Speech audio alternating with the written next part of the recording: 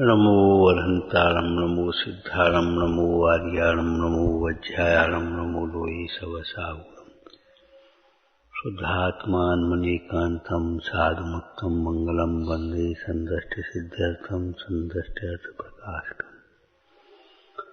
ओंकार स्वरूपाय नमः चिन्मुखोद्भव सरस्वती देव्यो नमः। रत्नत्रय धारक अज्ञान तिमिर निवारक आत्मनिर्भर स्वभाव साधक श्री गुरुवे नमः। परम गुरुवे नमः। परम पराचार्य श्री गुरुवे नमः। मंगलम भगवान वीरो मंगलम गौतम गणी मंगलम कुंद कुंदाद्यो जैन धर्मोस्तु मंगलम। नमः श्री वर्धमानाय निर्धूत कल्लात्मने सालोकानां त्रोकानां यद्विद्या दर्पणायते मंगलमय मंगल कर्ण वितराग विज्ञान नमोताय आचे वही अरहंताद महान। ओम नमः। परिणामों के सुधार की चर्चा में कितने बिंदु आ गए अपनी चर्चा।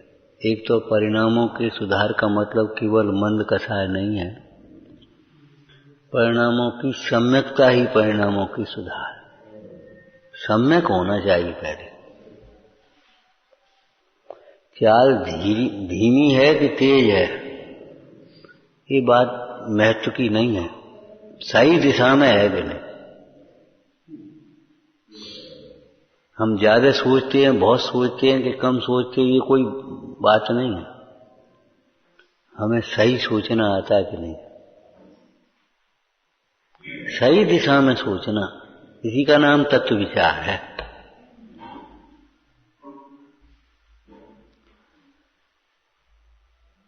और जैसे सही इलाज से रोग घटते घटते मिटता है, ये नहीं है थोड़ी देर घट गया फिर बढ़ एकदम आ गया, फिर घट गया फिर आ गया, ये कोई तरीका नहीं है। घटते घटते मिटता है। ऐसे ही सही दिशा में उपाय किया जाए, सही श्रद्धान हो, सही ज्ञान हो और सही प्रकार से उसका विचार चिंतन हो। आचरण में मुख्य रूप से विचार ही समझना चाहिए। आचरण में मुख्य रूप से विचार। निश्चय आचरण माने निर्विकल्प स्वरूप में लीनता, स्वरूप में लीनता, निर्विकल्पता, वीतरागता, समता भाव, ये निश्चय चारित्र है।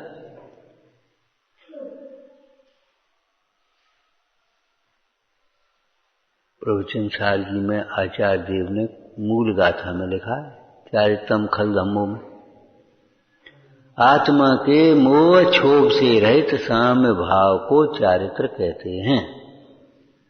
ये निश्चय चारित्र होगा और व्यवहार चारित्र उसी से मिला हुआ होना चाहिए। क्या? वस्तु स्वरूप का विचार। विचार होगा तो फिर उसका आचार होगा।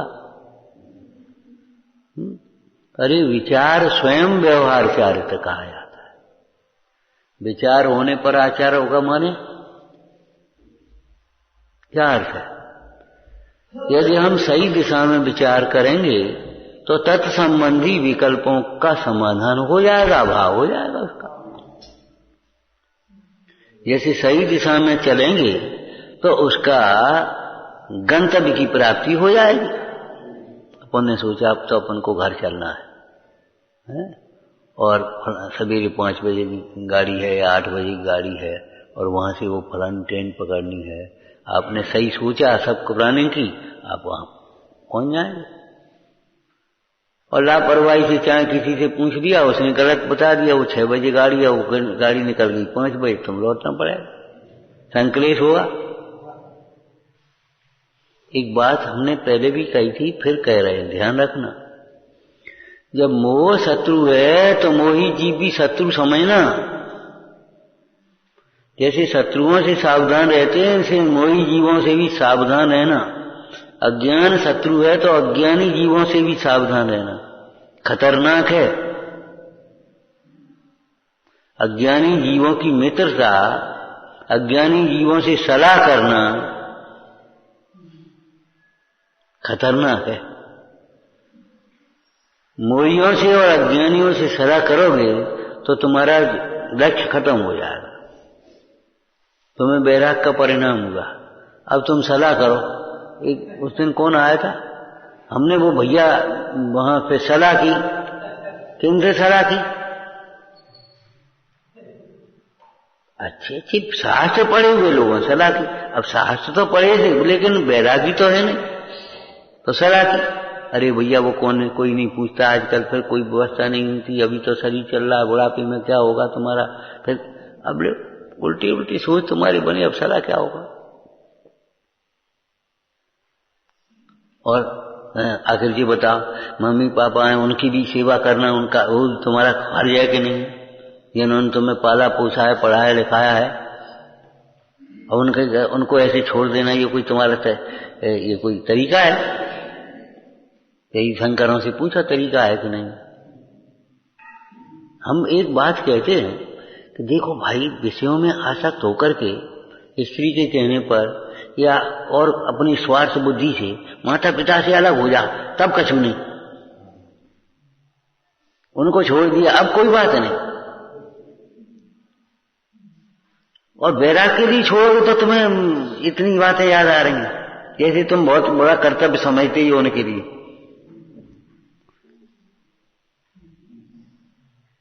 और जिस परिवार में अपन ने रह के परिवार के प्रति कर्तव्य है कि नहीं, समाज के प्रति कर्तव्य है कि नहीं। अरे तो कर्तव्य पहचानो तो भले आदमी।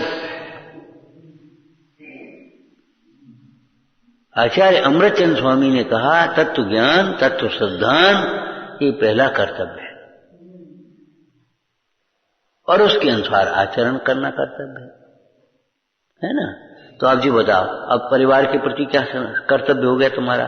तत्व ज्ञान के संस्कार देना इस परिवार के प्रति कर्तव्य है तुम्हारा। बच्चों को संपदा तुम उनके उदय से ज्यादा नहीं दे पाओ, और देने की कोशिश करो, नहीं रहेगी उनके उदय से ज्यादा। एक गिलास में आप 1 लीटर दूध डालो जबर, कैसे रहेगा वो? तो उतना ही है, 300 ग्राम का गिलास है तो 300 ग्राम रहेगा, 200 ग्राम का गिलास है 200 ग्राम रहेगा। अब तुम डाल दिया फैल जाए, चला जाए। हम कितना ही देना चाहेंगे, जितनी आपकी पात्रता है उतना ही आपके पास हो। हरिवंश पुराण में आया है, जो अपने बलदेव थे, बलराम, तो वो कृष्ण को शिक्षा देते थे, तो वहां लिखा गुरुजनों की जो शिक्षा है वह विनयवान पात्र जीवन को ही लगती है। कृष्ण उसे बड़ी जल्दी ग्रहण कर लेते। विचार करो, एक 300 ग्राम या 200 ग्राम के गिलास में आधा लीटर दूध कैसे आया?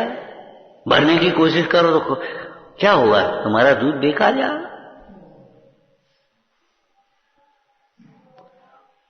परिवार के प्रति कर्तव्य है, कर्तव्य बिल्कुल कर्तव्य है, तत्व ज्ञान के संस्कार देना। आप समाज के मुखिया हैं, समाज के प्रति कर्तव्य है कि हाँ तत्व ज्ञान के संस्कार हमारे कैसे आए समाज में, ये कर्तव्य है आपका। और तत्व ज्ञान के संस्कार, तत्व ज्ञान करते ज्ञान शुष्क नहीं होता, ध्यान रखना। तत्व ज्ञान माने रटाई पढ़ाई नहीं कि इनके संस्कार हो गए, इन रूढ़ी की क्रियाओं के संस्कार हो गए, इतने पर्याप्त।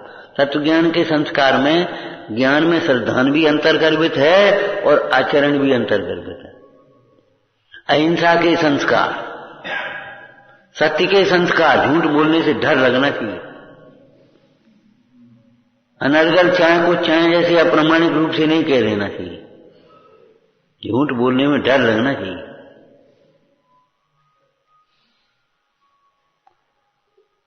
आचौर्य के संस्कार, शील के संस्कार, ये सब ज्ञान तत्व ज्ञान के संस्कार के अंतर्गत गर्भित हैं। 2-4 बातों में सीमित मत कर लेना इन संस्कारों को।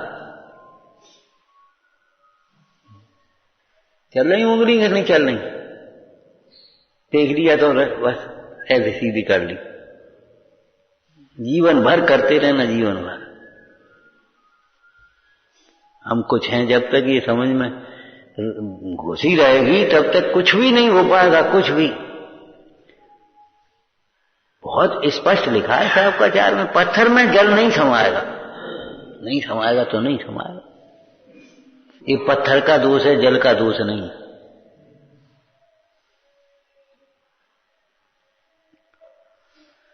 तत्वज्ञान के संस्कार में अहिंसा के संस्कार, सत्य के संस्कार, अचौर्य के संस्कार, शील के संस्कार और संतोष, परिग्रह, परिमाण बहुत है, बहुत दिखाई दे।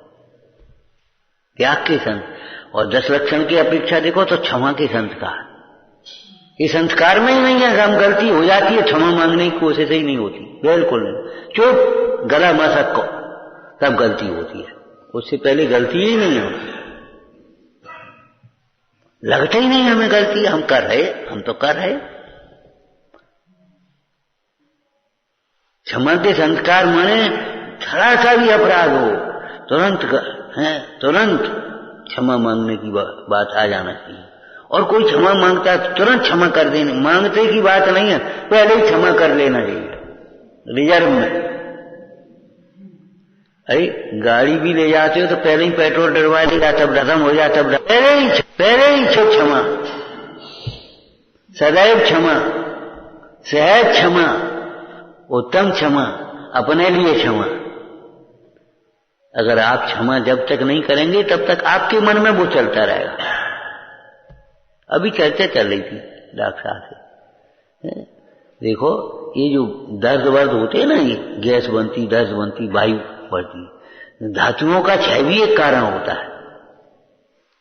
धातुओं का क्षय होना और ये जितनी भी संक्लेशता है, कलुषता चित्त की है, वो सब धातुओं के क्षय का कारण। चित्त में जो कलुषता है, क्रोध आदि जितने भी है, वो सब विकृति के कारण बनते।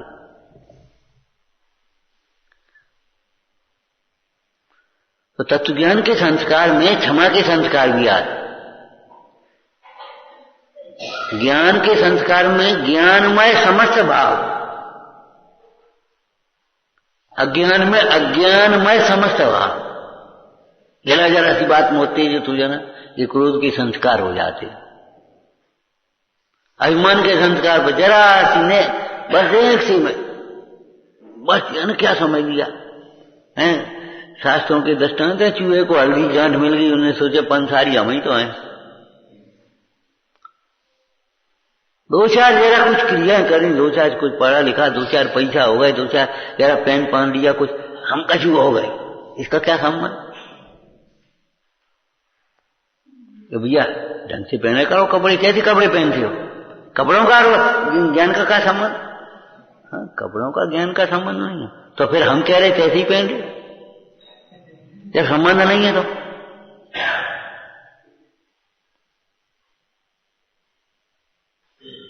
खाने पीने का उसका क्या संबंध? तो हम कह रहे कैसे ही कर लो ना।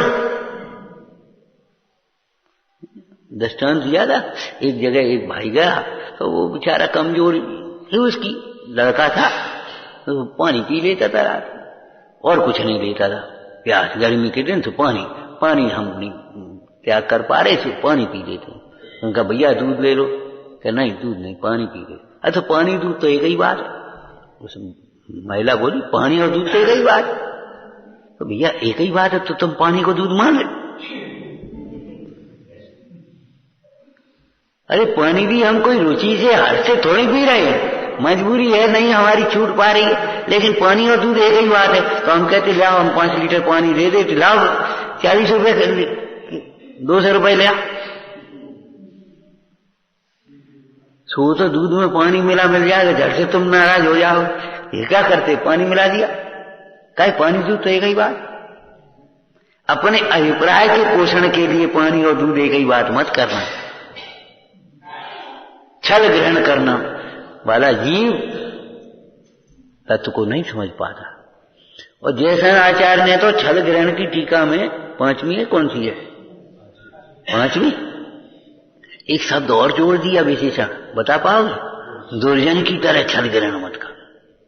माने जो उसमें से अपने राग का, पक्ष का, स्वच्छंदता का, अपने अभिमान का पोषण करता है, वह दुर्जन है, सज्जन भी नहीं है। काहे की सज्जनता?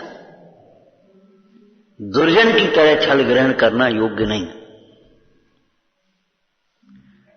पुराणों में जगह जगह लिखा है, सज्जन तो गुण ही ग्रहण करेंगे, दुर्जन हाथ करें तो करें, हम क्या करें।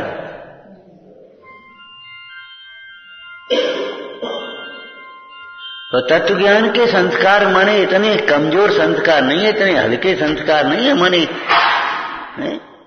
ज्ञान ही शरण है, ज्ञान ही आश्रय करने योग्य है। तो एक ज्ञान पर्याय थोड़ी आश्रय करने योग्य हो गई।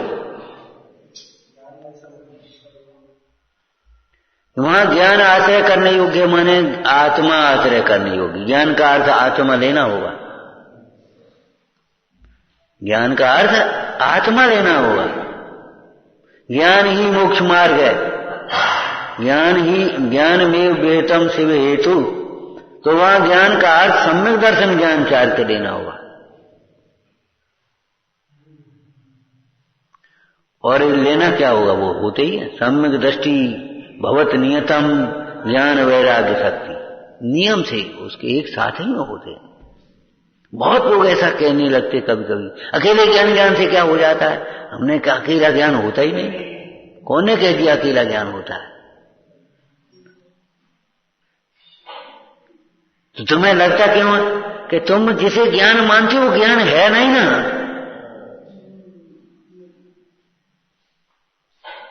अकेले ज्ञान से क्या हो जाएगा? अकेला ज्ञान होता कहां है?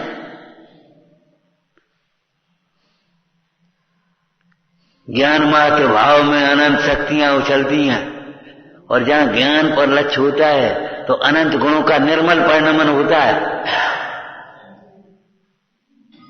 ऐसा तो नहीं है। तो तत्व ज्ञान का अभ्यास का मतलब क्या है? लेख लिखो बैठ करके, दूसरों को समझाने के लिए नहीं। लेख लिखो यहां बैठ करके, 2 दिन में 4 दिन में लिखो तत्व ज्ञान के अभ्यास का क्या अर्थ है। इतना संकीर्ण कर लिया, इतना शाब्दिक कर लिया हमने, कुछ कहने की। और 2-4 शब्द और जोड़ दिए तो बस अपने सोच लिए बस हमको तो बहुत ज्यादा आ गया।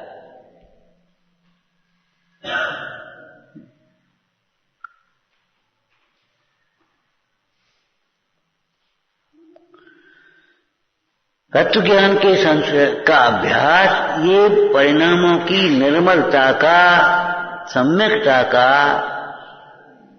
अंतरंग हेतु है। ज्ञानियों की संगति, ज्ञान के निमित्त भूत जिनवाणी का अभ्यास, पढ़ना, सुनना, विचारना, चर्चा, चिंतन, ये सब ये बहिरंग कारण है। और तत्व ज्ञान का अंतरंग में विचार करना ये अंतरंग कारण है, बुद्धिपूर्वक का उपाय। ये समझो, प्रयत्न पूर्वक ये करना चाहिए।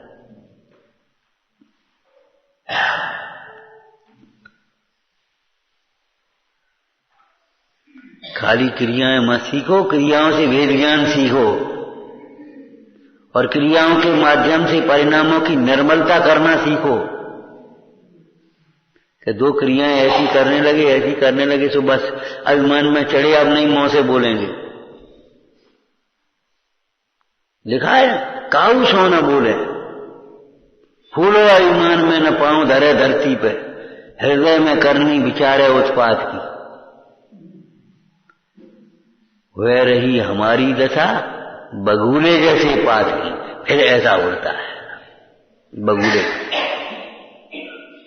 पत्ता, बगुले में बवंडर में पत्ता उड़ता हुआ देखा तुमने? ऐसा चित्त उड़ता है, फिर जाने कहां का कहां पहुंचता है, जाने कहां कल्पना दौड़ती है। अभी हमने सवेरे कहा, जाने कौन से बोले, बच्चे तो अब ऐसे माला फिर रहे हैं, पर छुट्टी हो तो घरे जाना। हमने कहा छुट्टियों में घर नहीं आना है, बच्चों को कह देना अभी फोन न कर दें, वे 2 दिन पहले ही लेवाने आ गए। बिल्कुल कोई छुट्टी बुट्टी की व्यवस्था नहीं है। क्यों? छुट्टियों का समय ही तो जो बेसमेंट कमजोर है, हिंदी, अंग्रेजी, ग्रामर, तुम्हारा गणित, उसको पूरा करने के लिए और धर्म की पढ़ाई कराने के लिए। अब छुट्टियों में घर भग गया तो फिर अब हम क्या करेंगे? और फिर आ गए जब स्कूल खोल गए तो स्कूल की पढ़ाई अब कर रहे हैं, अब वहां की पढ़ाई अधूरी हो गई। बाद की और भक्तियां हैं, कार्यक्रम है, वो तो सब छुट्टियों में सिखाने की बात है। बोले भी तो अब ऐसे हमारा भेज रहे, क्या छोटी हो घर है भगत? हमने कहा बिल्कुल, इसी का नाम बचपना है, इसी का नाम बचपना। तो ऐसे ही मन जाने कहाँ होता है। बहुत दिन हो गए, अब चलो घूमे और प्लानिंग कर ली, वहां से फोन लगा लो, वहां से कर ले, वहां से कर ले, और हमारा मन जो है बस हो खत्म मामला। ज्ञान के बिना स्थिरता होती नहीं। स्थिरता का नाम आचरण है, एकाग्रता का नाम आचरण है।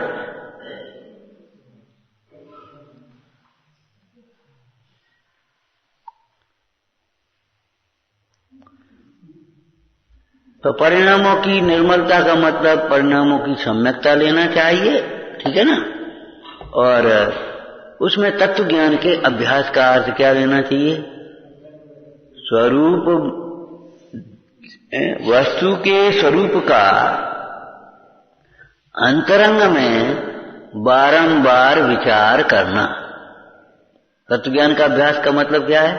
वस्तु के स्वरूप का अंतरंग में बारंबार विचार करना। पंडित जी के शब्दों में कहो, गुरुओं के कहे हुए अर्थ का अंतरंग में बारंबार विचार करना। ये तो हो गई परिभाषा और उसका प्रयोग। वस्तु के स्वरूप का क्या मतलब है? मैं आत्मा हूं, ऐसा बारंबार विचार करना। हर समय विचार करते हो, बुखार आया, मैं तो आत्मा हूं, मुझे कहां से आएगा? दर्द हुआ, सिर में दर्द है, नास्ती तुरंत अनेकांत लगाओ, सिर में है, आत्मा में नहीं। हंसने की बातें नहीं है। लोग कहेंगे यार जब तुम्हारा हो तब तुम्हें पता पड़े। अरे हमारा हो तब तो पता पड़े, हमारा कभी होगा भी नहीं। और सच कह रहे हैं, ऐसे निश्चिंतता प्रसन्नता अगर रहेगी, रोग फटक नहीं पाएंगे तुम्हारे। निश्चिंतता प्रसन्नता रहेगी, निर्भयता रहेगी, रोग फटक नहीं पाएंगे आपके। क्यों? रोग पाप से होते हैं। हम वैसे ही थोड़ी कहते हैं ये चेहरे कैसे मुरझाए, चेहरे क्यों रहते हैं? अंतर की प्रेरणा बादशाह मुरझाया है। विवेक कुंठित हुआ है, सोचने समझने की बुद्धि कुंठित है बिल्कुल, बस उतना ही सोच पाते हैं। एक प्रसंग लिखा है चौथे अधिकार में, राग द्वेष का विस्तार। राग द्वेष का विस्तार, विस्तार का क्या मतलब है? देखो अज्ञान होता है ना, अब जैसे देह को अपना माना, तो देह को अपना मानते ही विस्तार से अलग हो गया समझ में। जैसे विवाह हुआ, तो विवाह माने एक पत्नी के साथ विवाह हुआ अकेला, लेकिन दो का विवाह नहीं है। विवाह माने बहुत विस्तार हो गया। ये सास है, ये ससुर है, ये ससुराल है, ये साला है, ये साली है, ये फलाने हैं, ये फलाने हैं, यानी कितने रिश्ते हैं। ऐसा थोड़ी है विवाह माने बस हमें कल से कोई मतलब नहीं। क्यों भाई? विवाह माने आप हमसे, हमें कल से कोई मतलब नहीं, इतना होता है क्या? विवाह का मतलब क्या हुआ? ये पत्नी है, जहां ये आई तो ये ससुर हो गए, ये सासू हो गई, ये माँ, डबल हो गए। जितने माँ के साथ थे उतनी फिर अब डबल हो गए।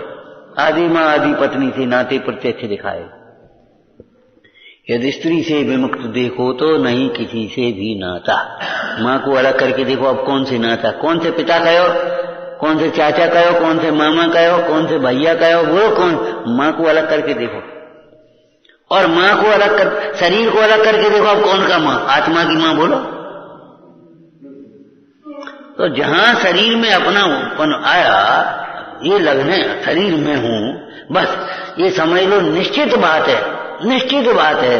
जब शरीर अपना मानेगा तो आज हमारा जन्मदिन है, हमारी जन्मभूमि है ये, फिर उसको लगेगी नहीं ये जन्मभूमि है। जहां हमने आत्मा को सीखा ये हमारी जन्मभूमि है।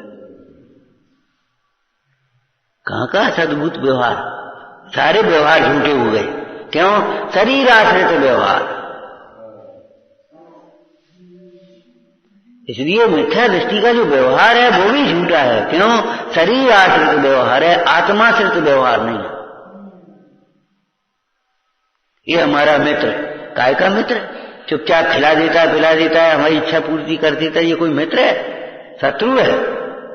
राग शत्रु है तो राग का पोषण करने वाला रागी जीव, स्वार्थी जीव शत्रु मित्र कैसे हो सकता है?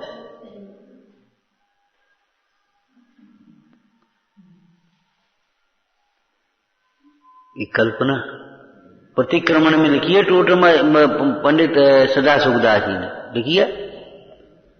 जिसने हमारी इच्छा पूरी नहीं करी, हमारी प्रशंसा नहीं करी, हमारे दोष को कह दिया है, तो उसे हमने शत्रु मान लिया। सो अज्ञान से उत्पन्न विपरीत कल्पना है। अगर तुम आत्मदृष्टि से देखो तो कोई शत्रु है ही नहीं विश्व में, और पर्याय न्याय से देखो तो आत्मा का विस्मरण, अज्ञान यही शत्रु है। अज्ञान से बड़ा शत्रु नहीं है। क्रोधाधिक भाव शत्रु हो गए अज्ञानमय भाव में, ठीक है ना। अब निमित्त से देखो तो जो उस अज्ञान के और राग द्वेष के निमित्त है, मोह के निमित्त है, वे सब शत्रु हो गए। जिनको तुम मित्र मानते हो वे मित्र नहीं है, मित्र नहीं। पहचानो मित्र कौन है। उठो, सो रहे बेटा, तुम्हें शत्रु जैसे लगते हैं, लेकिन वे ही है मित्र तुम्हारे। उन्हीं के बदौलत तुम्हारी डिवीजन बनेगी, जीवन बनेगा उन्हीं के बदौलत।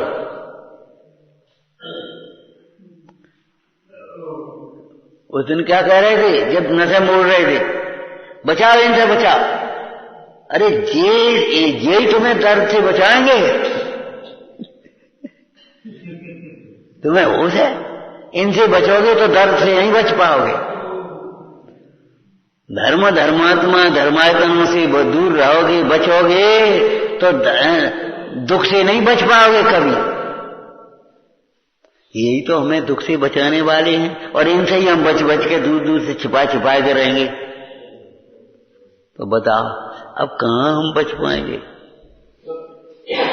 आकुलता से कब बच सकते जब विभाव से नाता है। यह संसार रहट की चक्की, इसको मोह चलाता है। नहीं, और एक लाइन रह गई उसमें, यह संसार रहट की चक्की मधुमक्खी का छाता है, मधुमक्खी का छत्ता है। छेड़ियो नहीं भाई, छेड़िए न, छेड़ना मत उसे। मधुमक्खी का छत्ता छेड़ने का समझते हो? अब वे चिपटेंगी, भागोगे तो मुश्किल पड़ेगी, घेर लेंगी तुमको। यह संसार रहट की चक्की मधुमक्खी का छाता है, अष्टकर्म रूपी पहियों पर जिसको कर्म मोह चलाता है। राग द्वेष जो बैल जुटे हैं, राग द्वेष जो बैल जुटे हैं, और यानी क्या कर्मों से क्या नाता है भूल गए हम भाई, देख लेना उसका भाव। और आकुलता से कब बच सकते जब विभाव से नाता है, ये है मुद्दा।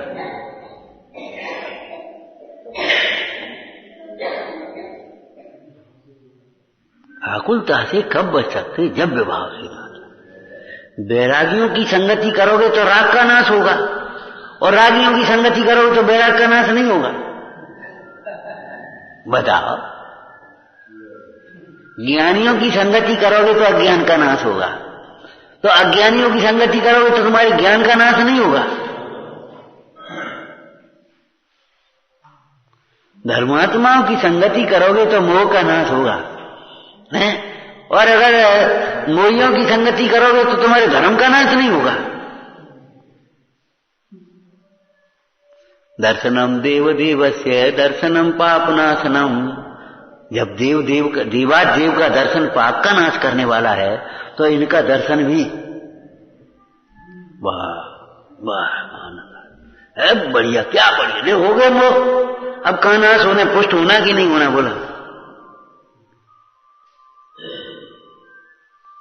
विचार करो, जब बीतरागी परमेश्वर का हम पढ़ रहे थे भक्ति कल या परसों सवेरे, बीतरागी प्रभु देखो मुक्ति का मार्ग दिखलाते। बीतरागी प्रभु मुक्ति का मार्ग दिखा रहे, तो क्या दिखा रहे कि बीतराग का ही मुक्ति का मार्ग देख ले, समझ ले। नेम कुमार राजुल को दिखा गई, राजुल से कजू कह गई, इशारों कर गए सुखी होना तो आ जाइए, वो नहीं तो रो, हमें क्या करना। सुखी होना हो तो आ जाना। सुखी होने का यही मार्ग है। नेक हम भूल गए थे, समझ ले, चूक गए थे। श्रद्धा नहीं चूकी थी, लेकिन नेक चूक गए थे। जैसे कोई इशारा कर देता, इत्यादि ऐसे वो राजुल को इशारा कर गए, ये समझ लेना। और राजुल भी समझ गई। मेरे नौ भव के उपकारी भवफंद छुड़ाने आए थे।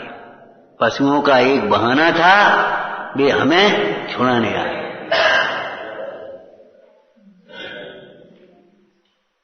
ये भली प्रकार से समझना चाहिए। तत्व ज्ञान का अभ्यास कहां करोगे, कहां करोगे अभ्यास?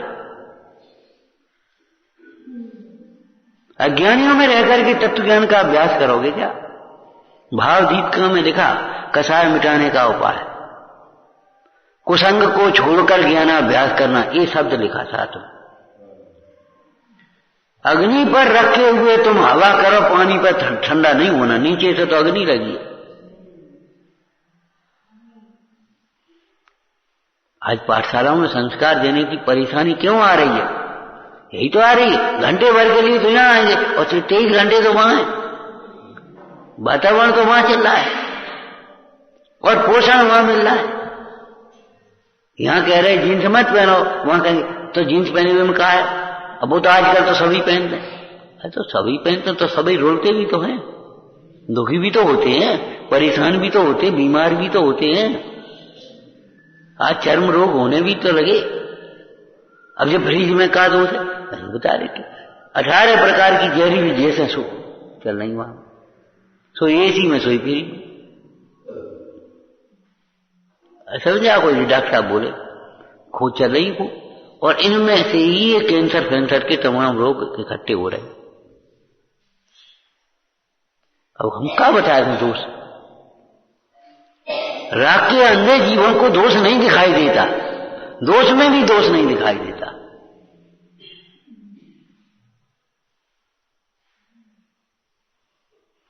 शीलवान पुरुष को दुनिया की सारी महिलाएं हैं बहन समान दिखाई देती हैं, और राग में अंधा हो जाए तो बहन बहन नहीं दिखाई देती।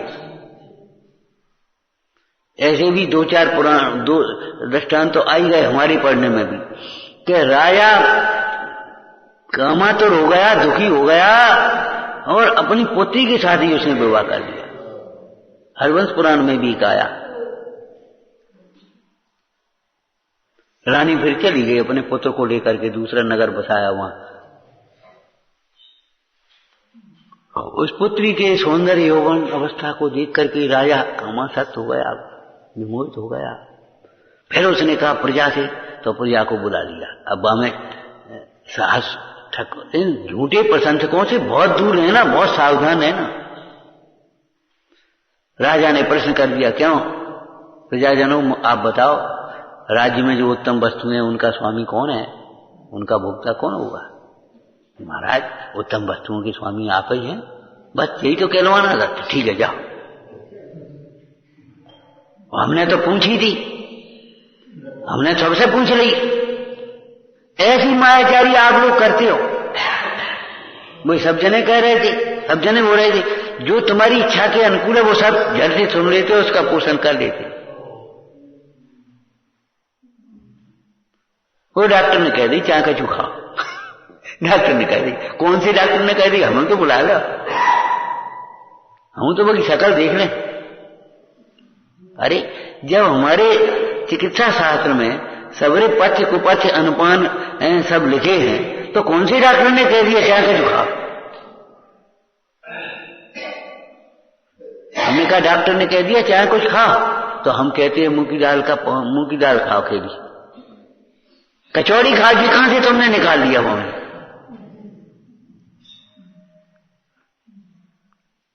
रोग के अनुकूल तुम्हारे पथ्य है, औषधि के अनुकूल पथ्य है, उसमें से चाहे कुछ खाओ, कोई दिक्कत नहीं है। लेकिन कुपथ्य करो, ये कहां से आ गया?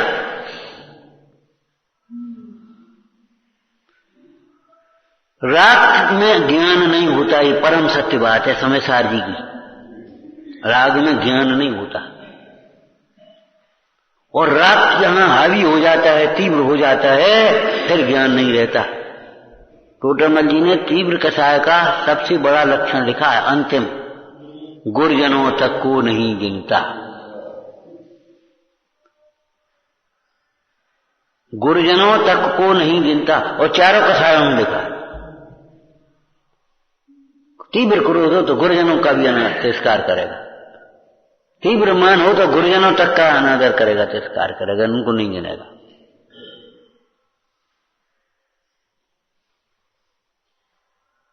ये अनंतानुबंधी कथा है देवसास गुरु के संबंध में। अगर ये हमारी चलते हैं ना, ये अनंतानुबंधी कथा है। परिणामों की निर्मलता के लिए तत्व ज्ञान का अभ्यास। तो तत्व ज्ञान का अभ्यास क्या चीज है ये बताओ। वस्तु के स्वरूप का है श्रद्धान हुआ, ज्ञान हुआ, अब उसको बारंबार विचार करना, ये तत्व ज्ञान के अभ्यास की बात है। 9वें अधिकार में पंडित जी ने लिखा है, सो इस जीव का मुख्य उपाय तो मुख्य पुरुषार्थ तो क्या तत्व विचार ही है। सम्यक तो मैं भी लिख दिया, और फिर उसके बाद चारित्र में भी लिख दिया। उसी से चारित्र मोह मंद होता है, उसी से फिर व्रत आदि धारण करने की शक्ति होती है, उसे ही परिणति बाहर में भटकने से रुकती है, और उसी से स्थिरता की ओर बढ़ता है। तो इस जीव का तो मुख्य कर्तव्य तत्व विचार आदि की है। इसी से सारे होने योग्य कार्य अपने आप होते हैं। कर्णन योग में कर्म का उपसमाधिक अपने आप होता है, गुणस्थान अपने आप चढ़ते हैं। यहां सम्यक दर्शन के साथ सम्यक चारित्र भी अपने आप होता है। तो तत्व ज्ञान के अभ्यास का स्वरूप हमने कह दिया, विचार स्वरूप का विचार करना। तो क्या वस्तु स्वरूप का विचार करना? आपको मालूम है, जब युद्ध होते थे तो व्यूह रचना होती थी। व्यूह रचना, व्यूह रचना जानते होगे, हम भी ज्यादा जानते नहीं है। चारों तरफ से घेर लेना। तो ऐसे इस तत्व ज्ञान के अभ्यास में आप उसको चारों तरफ से घेराबंदी तो करा, इस मोह को वैसे ही जीत लोगे। इस मोह को जीतना आसान नहीं है। भीतर बैठा है, यानी कहां से निकलता है, किस किस रूप में निकलता है। इन कसायों को जीतना आसान नहीं है। हम ये कहते हैं, देखो द्वीपायन जंगल में चले गए, मुनि हो गए, सोचा हम यहां आएंगे ही नहीं द्वारका में। और वहां एक पुराण के हिसाब से तो विक्रिय रिद्धि उन्होंने तेजस शरीर प्राप्त कर दिया। तेजस रिद्धि, तेजस शरीर, रिद्धि शरीर तो सबके पास होता ही है। और वे भी जब आक्रोश आया तो क्रोध को रोक नहीं पाए। अब आप समझ लेना, हम तो कितनी बार कहे, जब हम नहीं रोक पाए तुम क्या रोक पाओगे। सुखसागर महाराज से अकंपनाचार्य ने यही कहा, तुम मुनिराज हो, 3 चौकड़ी का अभाव है तुम्हारे, और तुम भी जब अपमान सहन नहीं कर पाए तो वो क्या सहन करेंगे। वे कुछ जानते ही नहीं मार्ग धर्म, संग पर उपसर्ग होगा, सावधान हो जाओ अब तुम। और कंपनाचार्य की बात सही निकली। वहां सुखसागर पर हुआ और हस्तिनापुर में फिर पूरे संघ पर हुआ।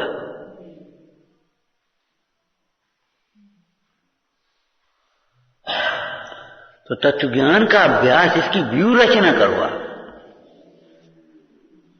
हमारे आचार्यों ने एक तरह की तुलना में समेट्री बना ली। आश्रम के 57 भेद किए, तो उन्होंने संबर के भी 57 भेद सामने खड़े कर दिए, सामने खड़े कर दिए कर दिए कि नहीं। हालांकि वे अलग हैं, तुम्हें कभी पढ़ाई नहीं, तुम सोचते नहीं हो, लेकिन 57 के सामने 57 रख दिए।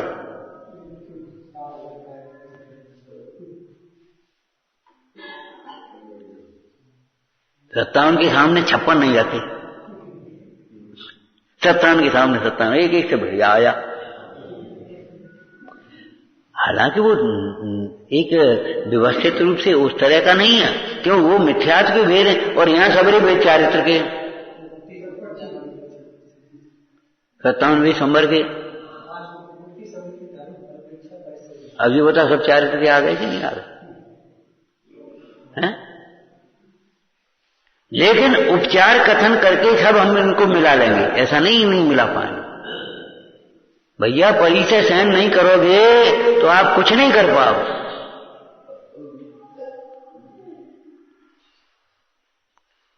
हम कई बार बच्चे कह देते ना, इतनी हमने अपने पिताजी की सहन नहीं करी। हमने कहा इसीलिए थोड़ा सा भटक रहे हो तुम, हमसे सहन नहीं होती। अरे सहन तो करनी पड़ेगी, सहन नहीं खाओगे, दर्द निवारक गोलियां खाते रहोगे, फिर रिएक्शन होगे, क्या करोगे बोलो? थोड़ी बहुत पीड़ा सहन भी करना सीखो, भूख प्यास सहन करना भी सीखो। संक्लेश मुक्त मनसा, संक्लेश, हाँ आगे क्या लिखा? निमित्त भीते, संक्लेशता के निमित्त पग पग पर हैं, पग पग पर हैं, और उन निमित्तों में तुम्हें संक्लेश परिणाम न हो, इसलिए पहले ही संक्लेश मुक्त मनसा परिसहा परसोडव्या। उमा स्वामी महाराज ने तो मार्गाच्यवन निर्जरार्थम परसोडव्या परिसहा इतना सूत्र लिख दिया। अमृतचंद स्वामी ने उसको विस्तार कर दिया, टीका करी है कि संक्लेश के निमित्त जगह जगह हैं, क्रोध के निमित्त जगह जगह हैं। अब तुम्हें उन प्रसंगों में क्रोध न आवे तो तुम आप पहले से ही क्षमा भाव को बढ़ाओ, बड़ा आक्रोश वचन पड़ी से सहन करना सीखो।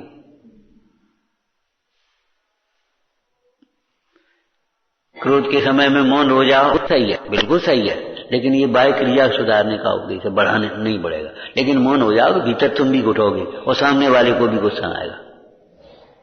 ध्यान रखना, सामने वाले को क्रोध आता है तो आपको उसको योग्य उत्तर दिए, क्षमा मांगो और अपने मन में भी उत्तम विचार करो, तब आप जीत पाओगे। कभी कभी मौन रहना सामने वाले को क्रोध बढ़ाता है, अयोग्य उत्तर देना क्रोध बढ़ाता है। घेराबंदी आपको करनी पड़ेगी।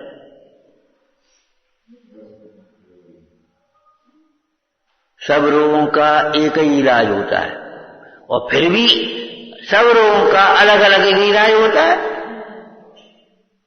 ऐसे ही सब दोषों को निकालने का एक ही उपाय है और अलग अलग दोषों को निकालने के लिए अलग अलग उपाय। एक एक उपाय को देखो। अब वात्सल्य नाम के दोष को मिटाने के लिए वात्सल्य का प्रयोग बिल्कुल एक संकल्प करना पड़ेगा। अप्रभावना के दोष को मिटाने के लिए प्रभावना के सामने लेना पड़ेगा। विचिकित्सा दोष को निकालने के लिए निर्विचिकित्सा सामने लेना पड़ेगा।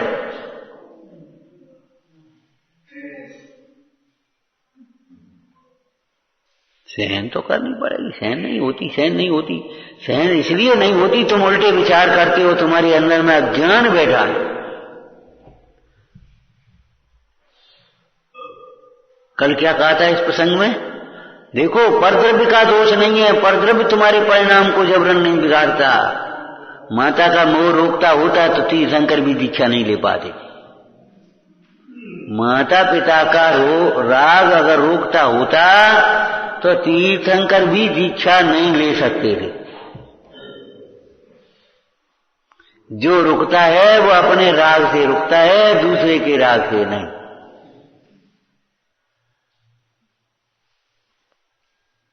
परम सत्य बात है। दोष किसी को दे दूसरे को, यह अज्ञान है। वास्तव में दोष अपना ही होता है। इसीलिए आपको निर्देश काम लिख दिया। हर प्रसंग में अगर हम शांति से बैठ करके विचार करेंगे तो अपना ही दोष भाषित होगा और अपना दोष भाषित हो जाएगा, सो ही समाधान हो गया। और नहीं तो कुड़कुड़ाते रहो, परिणाम बिगड़ते रहेंगे, बिगड़ते रहेंगे। 2 दिन, 4 दिन, 8 दिन, 15 दिन, जिंदगी भर 10 जिंदगी, अनंत भाव बिगड़ते ही रहेंगे। बैर बैर बनते जाते ना, बैर पर का दोष दिखाई देता है, बस वहीं परिणाम बिगड़ेंगे, निश्चित बात। तो तत्व वस्तु स्वरूप का विचार करने का क्या मतलब है? मैं आत्मा हूं, इसका बारंबार विचार करो। अब मरण का भय आएगा, परिणाम बिगड़ गए कि नहीं? अब मैं अनादि अनंत हूं, ये विचार करो। क्या करें, मुझे ज्ञान ही नहीं, मैं कुछ समझता नहीं, मैं कुछ नहीं जानता, मेरे वैसे मैं तो बिल्कुल अनजान, मैं सहज ज्ञान स्वरूप हूं, ऐसा विचार करो।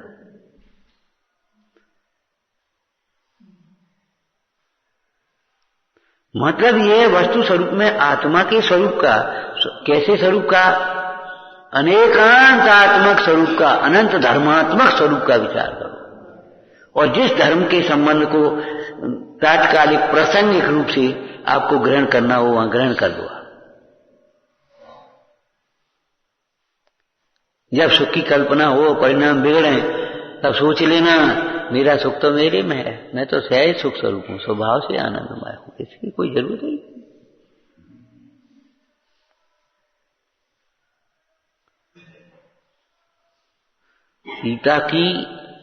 सीता में सुख की कल्पना करके आज सुखी हो सकता है, अभी सुखी हो सकता है, और सीता में सुख की कल्पना छोड़े बिना मर करके भी सुखी नहीं हो सकता। हे दशानन,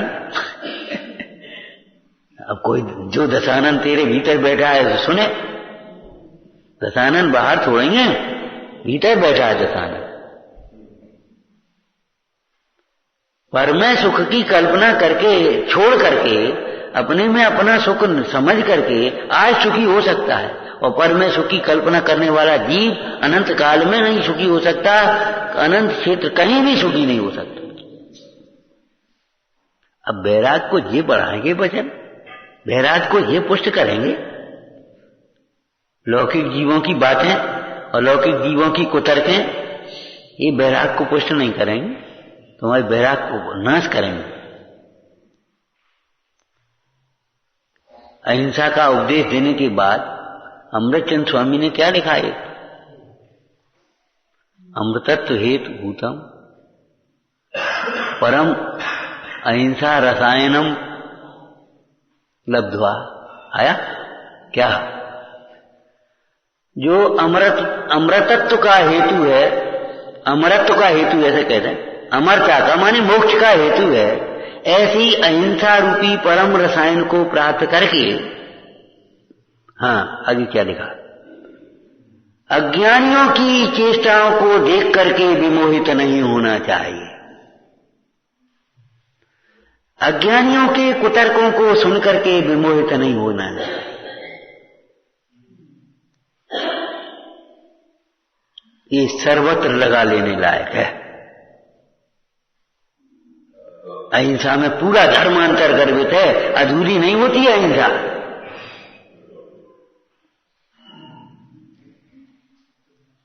अहिंसा माने आत्मा का आत्मामय परिणाम। वीतरागता तेषा मेवोत्पत्ति हिंसेत जिनागमत संक्षेप अपराधुर्भाव खलु रागादीना। राग उत्पन्न होना हिंसा है। क्या कहा? राग उत्पन्न होना हिंसा है, द्वेष उत्पन्न होना है तो हिंसा है ही। हमने ऐसे देखा और राग उत्पन्न हुआ, हिंसा हो गई। हमारा जामे काहे की हिंसा भैया है? तुम्हें पता ही नहीं है, तुम अपने को समझते ही नहीं हो, तुम तो ये शरीर को देख रहे हो ना। तुम्हें पता है ज्ञान की हिंसा हो गई, वैराग की हिंसा हो गई है। शिष्य भी बगल में बैठा था, गुरु महाराज भी बैठे थे, सुंदर स्त्री ने आकर के नमस्कार किया, शिष्य की ऐसी निगाह कर ली और फिर ऐसे देखने लगा और फिर निगाह नीची कर ली। स्त्री चली गई वो नमस्कार करने के बाद। गुरु ने शिष्य से कहा प्रायश्चित करो। महाराज अबे का मैं क्या करूं? क्या करो क्या नहीं करो और क्या करोगे? और क्या करोगे ये बताओ। अरे एक बार दिख जाना अलग बात है, और तुमने देखने की चेष्टा क्यों की बेर बेर? तन मनोरांग निरीक्षण पूर्वरतानुस्मरण ब्रश्रेष्ठ रस स्वशरीर संस्कार क्या।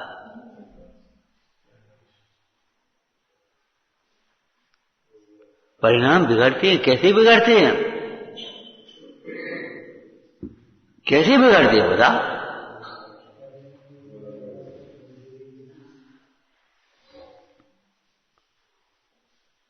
शुद्ध तो शुद्ध आत्मा है, शुद्ध आत्मा से च्युत होगा तो अशुद्ध हो गया। योगेंद्र देव ने कैसे लिख दिया? योगेंद्र देव ने शायद लिखाया, हे भाई, यदि तू अपने स्वरूप से चलित होगा तो सर्व दोषों का प्रसंग है। यदि तू अपने स्वरूप से चलित होगा तो तुझे सर्व दोषों का प्रसंग आएगा। उल्टा कर दो, यदि तू स्वरूप से अच्युत होगा तो सर्व दोषों का नाश होगा।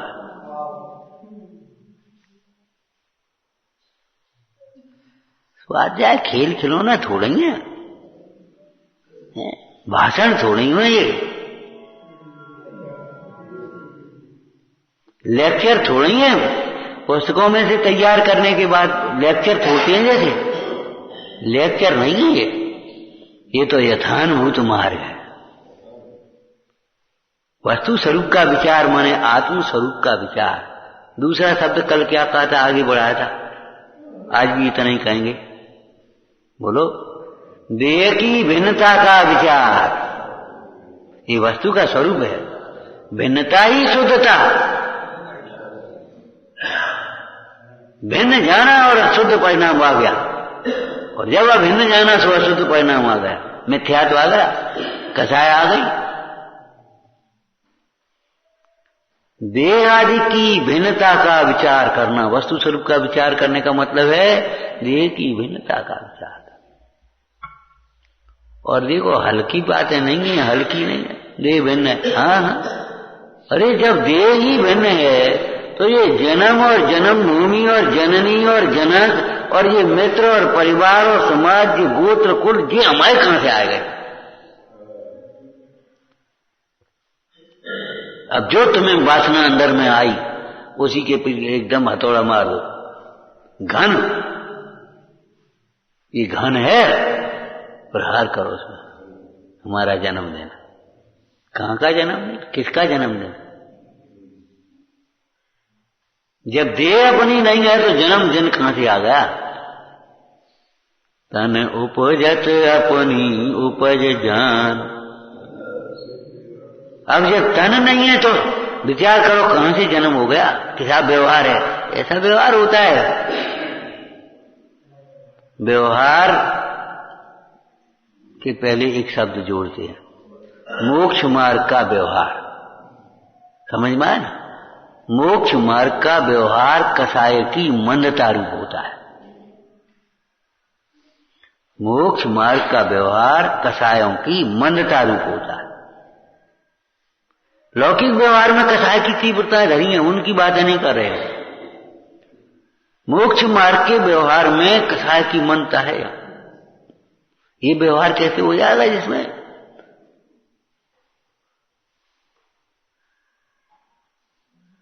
कैसा भगवान की जन्म जयंती मनाती? पहले भगवान बन तो जाओ, छल ग्रहण क्यों करते हो? भगवान की जन्म जयंती मनाते हैं, ठीक है, तो भगवान बन तो जाओ पहले।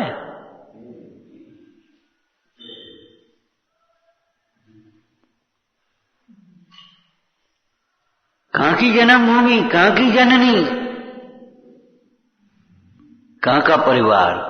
बोलो, देह अपना नहीं है। ब्रह्मचर्य में लिखा है, ब्रह्मचर्य धर्म में, देह से विरक्त। देखो, एक बहुत सुंदर अर्थ किया, बता दें एक लाइन। ब्रह्म नाम आत्मा का है, ब्रह्म नाम आत्मा का है, तो अब ब्रह्म क्या हो गया? अनात्मा। समझ में आया? अर्थ समझ में आया? आचार्यों का क्या सुंदर अर्थ किया। माने शरीर अब्रह्म है, शरीर जो है ना वो अब्रह्म है, ब्रह्म नहीं है ना। ये शरीर ब्रह्म है क्या? अब्रह्म हो गया, न ब्रह्मम अब्रह्मम। आत्मा नहीं सो अनात्मा हो गया, जीव नहीं सो अजीब हो गया, जैन नहीं सो अजैन हो गया कि नहीं हो गया? तो ये बताओ, ये अब्रह्म माने क्या हुआ? शरीर। तो शरीर में रत होना किसी भी प्रकार से ये अब्रह्मचर्य है। और शरीर को अपना मानना यह ब्रह्मचर्य का मूल है। शरीर को अपना मानना ये अब्रह्मचर्य का, कुशील का मूल है। और शरीर से भिन्न अपने को आत्मा समझना, ये सम्यक दर्शन, ये ब्रह्मचर्य का मूल है। जो अपने को ब्रह्म स्वरूप समझे बिना ब्रह्मचारी हूं मानता है, वो ब्रह्मचारी है।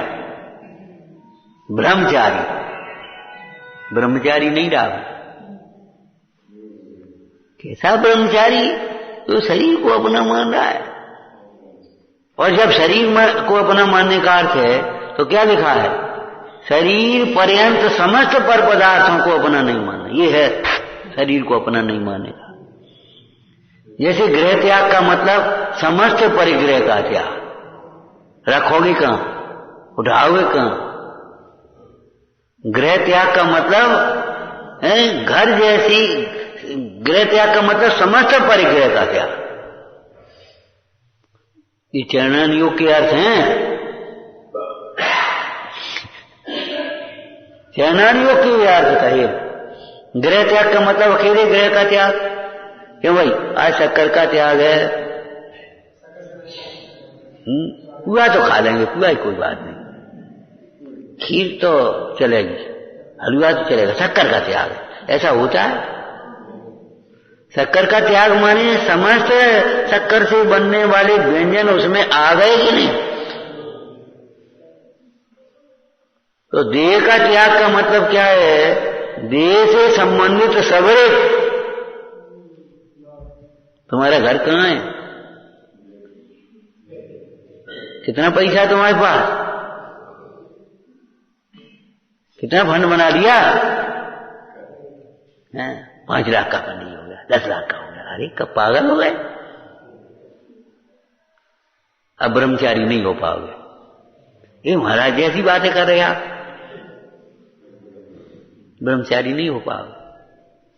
बस फंड ही को रखा तरी हो, फंड ही अभिमान से देते रहना, लोभ से जोड़ते रहना, उसमें खर्च करते रहना, उसमें राग द्वेष से इनको देना, इनको नहीं देना, इनको करना।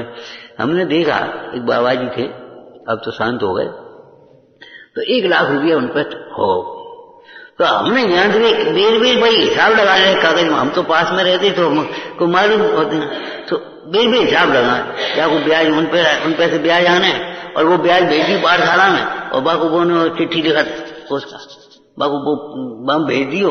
और जब मीटिंग भाई तो बाबा जी तो बोलो तुम क्या कर रहे? हमसे काऊ नहीं पूछी, कौन है? मतलब ये है, कहने का मतलब वो फंड अब तुम क्या करना चाह रहे हो? क्या जरूरत पड़ेगी? जरूरत, अरे जरूरत में धर्म सहायक होगा, पैसा सहायक नहीं होगा। विपरीत सिद्धांत के आधार से तो मोक्ष मार्ग में नहीं चल सकते, ध्यान रखना। और विपरीत विचारों के बल से आप मोक्ष मार्ग में नहीं लग सकते, टिक नहीं पाओगे। बढ़ने की बात तो बहुत दूर है, फिर वहीं लौट जाओगे।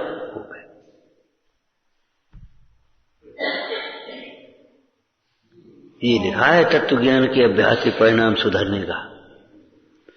अभी तो हमने कहा जीव तत्व और अजीव तत्व का एक अंश कहा है। अब बाद बाकी और विचारना, ये अध्रुव का विचार करना। अध्रुव जो है उसका स्वरूप है ये अध्रुव, इनका स्वरूप है आचरणपना।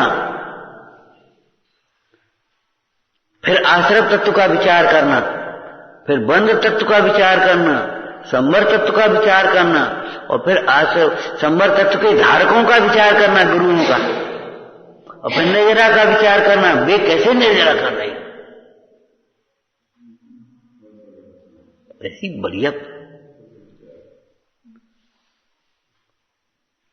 ये थोड़े ही बस अपने 2-4 परिभाषा रखी और बस हो गया, और कर दिया, बस हो गया। तत्वज्ञान का अभ्यास, तत्वज्ञान का अभ्यास, बस हो गए। अभ्यास माने पढ़ते और नेक नेक में मन मलिन करते रहे, बस भीतर भीतर घोलते रहे। ये तो बहुत करुणा से लिखा है ग्रंथ। हाँ, तत्व ज्ञान के अभ्यास से परिणाम निर्मल होते ही हैं। ये प्रबल उपाय है, अंतरंग उपाय है, मूल कारण है। ये बुद्धिपूर्वक का उद्यम है।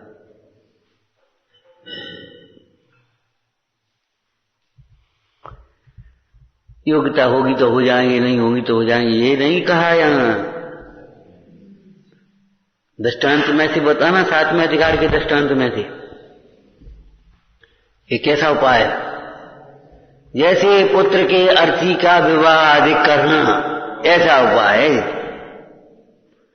पुत्र के अर्थी को जैसे विवाह आदि करना ये बुद्धिपूर्वक का उपाय है, ऐसे ही राग आदि के अभाव का तत्व ज्ञान का अभ्यास करना, विचार करना, ये बुद्धिपूर्वक का उपाय है। ऐसा उपाय है जिसके बिना संभव कल्पना ही नहीं है। विवाह के आदि के बिना कल्पना हो सकती है पुत्र की? ऐसे ही यहां समझ लेना कि तत्वाभ्यास के बिना कल्पना हो सकती है परिणाम की निर्मलता की? नहीं घटे।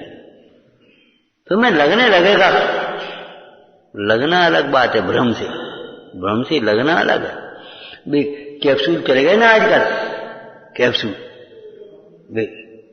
15 दिन में ऐसा लगने लगा कचू हो गए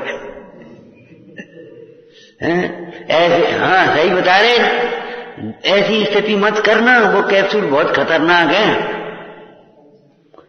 अवक्ष भी है, हमें ज्यादा मालूम नहीं है इसलिए हम यहां नहीं बोल पाएंगे। वो अवक्ष भी है और हानिकारक भी है। कैप्सूलों से मोटे होने की कल्पना मत करना। ऐसे ही 2-4 क्रियाएं और पढ़ने के हिसाब से तुम अपने में बस मत सोच लेना कचू देखो हम बढ़ गए, पहले हम कुछ नहीं जानते थे, पहले हम कुछ नहीं करते थे, अब हम बढ़ गए। ध्यान रखना, गहरा अभ्यास करना।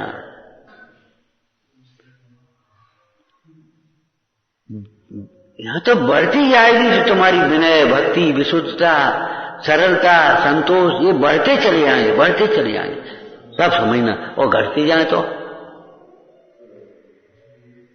जाएंगे तो क्या होगा? वाटर लेवल नीचे जाए तो बरसात में वाटर लेवल नीचे आएगा। सोचो, कोई पथरीला स्थान होगा, वाटर लेवल से कहीं फर्क ही नहीं हुआ है। बरसात और पानी न सावन सूखे न भादों हरे, पुरानी कहावत है। सूक्ष्मता से अर्थ ग्रहण करना और सूक्ष्मता से ही उसका अंतरंग में विचार करना, ये परम सूक्ष्म तत्व है आत्मा। ओम नमः। देवी तेरी वंदना मैं कर रहा हूँ, इसलिए रामणी प्रभु है सभी वरदान देने के लिए।